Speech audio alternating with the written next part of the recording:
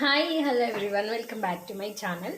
So ఇవాళ అయితే నేను మా చాకో కోసం అయితే ఇవాళ చికెన్ చేస్తున్నా అనమాట. చాలామందికి నేను ఒక టిప్ లాగా చెప్తున్నా, అంటే maybe every pet parents know this.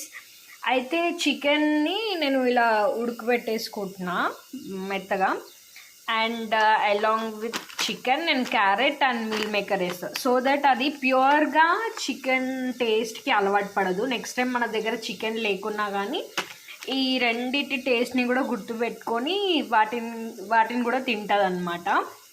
And the two very healthy. So ఇప్పుడు ఇవి కూడా బాయిల్ చేసుకుంటా చికెన్తో పాటు.